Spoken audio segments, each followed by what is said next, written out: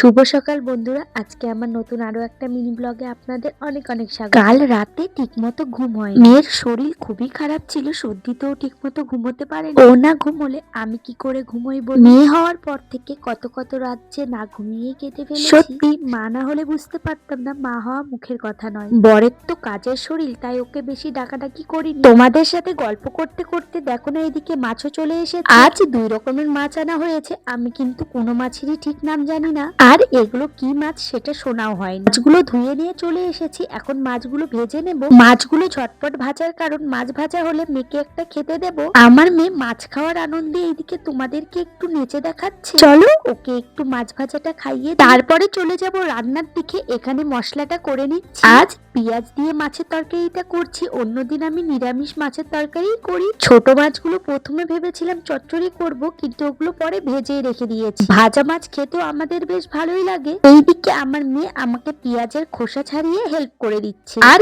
দেখুন না কতই না মনোযোগ সহকারে কাজটা করছে। আমি পুরো রান্নাটা করেছি, আরো অতক্ষণ দাঁড়িয়ে দাঁড়িয়ে পেঁয়াজগুলোর খোসা ছাড়িয়েছে। বলতে গেলে সবগুলো পেঁয়াজের খোসা ছাড়ানো ওর কমপ্লিট। দেখে তো ভীষণ হাসি পাচ্ছিল। ছোট বাচ্চা তো কখন কোন জিনিসটাকে ওরা ওদের খেলা বানিয়ে ফেলে বোঝাই যায় না। রান্না তো আমার কমপ্লিট, এখন মেয়েকে স্নান করিয়ে দেব। ওর জন্য গরম জল বসিয়ে দিয়েছি। এখন তো একটু ঠান্ডা ঠান্ডা পড়ে গিয়েছে, ঠান্ডা জলে স্নান করা ওর ঠান্ডা লেগে যেতে পারে। স্নান করিয়ে মেয়েকে একটু সাজুগুজু করে মেয়ে আমার স্নান করতে একটু ভয়ই পায়। কালকে রানা ওই কটন ক্যান্ডিটা ও এখনো নিয়ে খেলছে। আমিও এখন ভাত নিয়ে বসে পড়েছি। সকালে যেহেতু রুটি খেয়েছিলাম তাই ভাতটা একটু দেরি করে খাচ্ছি। এদিকে মেয়ে করছে দুষ্টু, ওর বাবাও খেতে চলে এসেছে, ওকেও খেতে দিয়ে দিয়েছি।